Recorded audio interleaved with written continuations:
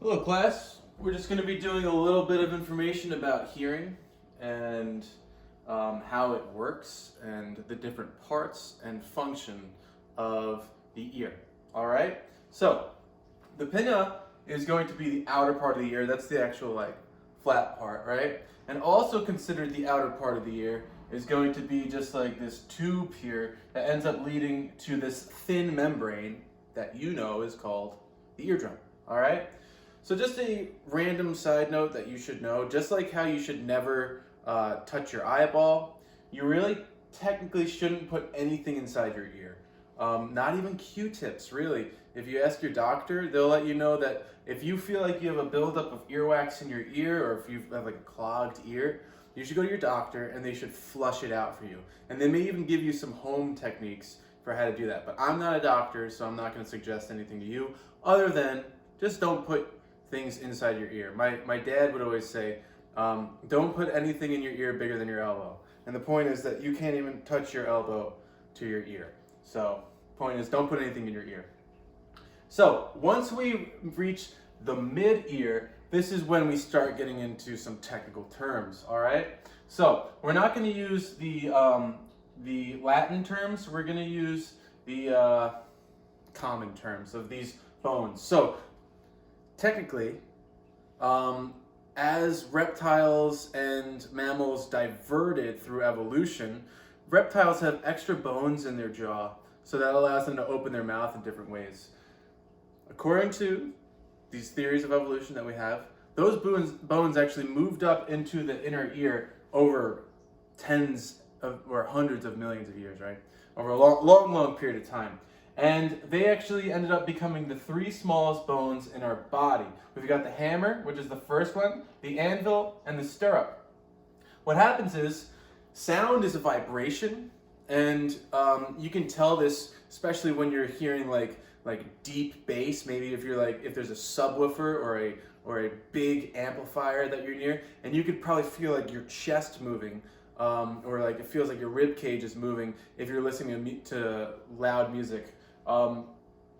So what happens is that this creates a shake in the air, which is called a compression, right? So this compresses into the eardrum and rarefacs back, right? So it's a compression and a rarefact, and that causes our eardrum to bounce back and forth. Now, when the eardrum bounces back and forth, that causes the hammer to rotate back and forth, and that's starting to amplify the sound, hitting the anvil, which is connected to the hammer, and that starts to shake, which punches the stirrup into this thing called the cochlea. Now, the cochlea is this spiral organ that has these things in it called hairs. All right. Now, these hairs aren't like the hairs on your head; they're like hundreds of times smaller. They are like microscopically small. You need an electron microscope to see these things. But inside the cochlea, and I'll show you a picture of it. Inside the cochlea, we have these hairs, and these hairs move back and forth when we hear sound. All right? The tall hairs are the ones that recognize high pitch, and the short hairs recognize low pitch. All right? So the tall hairs are the ones that break really easily, and because they break really easily, as we age, we can't hear high pitches as well as we could when we were younger, especially for me because I used to play the drums when I was a kid. So those hairs bounce back and forth inside the cochlea. They're really, really tiny, and they send information through the auditory nerve that goes into our brain, where our brain processes these sounds, and all of this happens in less than a second. Really, it's going to be like about 0.2 seconds that this takes from us to process sound to when it enters our brain and we make sense of it. All right, so let's talk about some of these vocab terms. Eardrum. It's a thin membrane of skin on the ear that first receives the sound, right? So it's the thing that immediately starts bouncing back and forth. This eardrum pushes into the hammer, and the hammer pushes into the anvil pushes into the stirrup, and the stirrup pushes into the cochlea. These are the three smallest bones in your body, and you have three inside one ear, and you have three inside the other ear. After that, you got the cochlea, which is that coiled or that spiral organ, and it contains this thing called the organ corti. and that is just the thing that has the little hairs on it, all right? So, just some facts about hearing.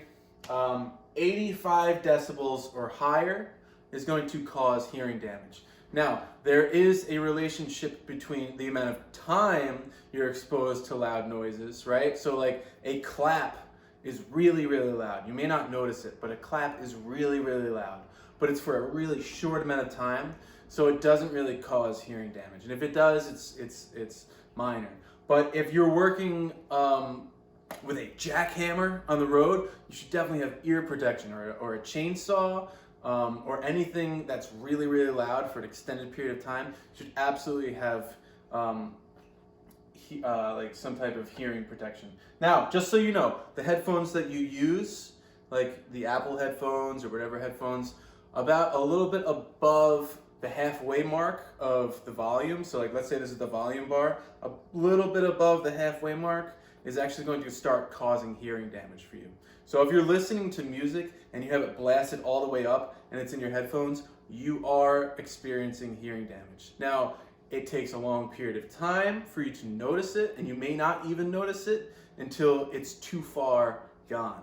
So that is one concern that scientists and doctors have with the young generation, is the headphones, all right? And I'm not just saying that because I'm a teacher, I'm serious, like really. Try to conserve your hearing for when you get older, because you don't want to be 50 years old and not be able to hear things, which would be a serious problem, all right? So another random little fact, like I said before, the long hairs inside your ear. Let me show you a picture of the hairs. Let me show you the picture. Come on. All right. So this is what a healthy person's hairs inside their ears. Now, you've got like hundreds of thousands of these inside your cochlea, and this is taken by an electron microscope, which is able to take pictures of the smallest things. And this is a healthy layer of hair. So you can see this is almost like set up like a choir, where you have lower, middle, and higher. And these higher ones are the ones that break really easily. And you can see this is someone who has damaged hairs inside their ears, inside their cochlea, so that's like the inner ear. So you want to avoid that, because then you're not going to be able to hear things very well.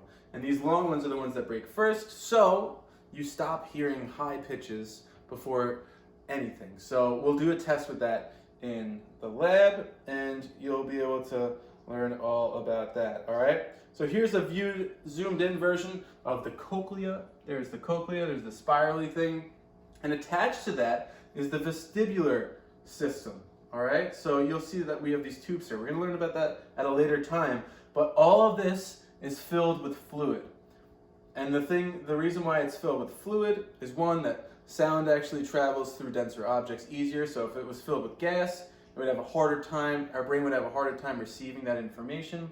And also the fluids, the vestibular system inside, the fluid inside the vestibular system actually allows us to maintain balance. So if you've ever spun around a lot and got dizzy, that means your vestibular system is not responding the way it's supposed to. Or if you get car sick, that means your vestibular system, your eyes, and your sense of touch are not matching up. We're going to talk a little bit more about this next week. But for now, finish up the questions, and we're going to do a lab individually.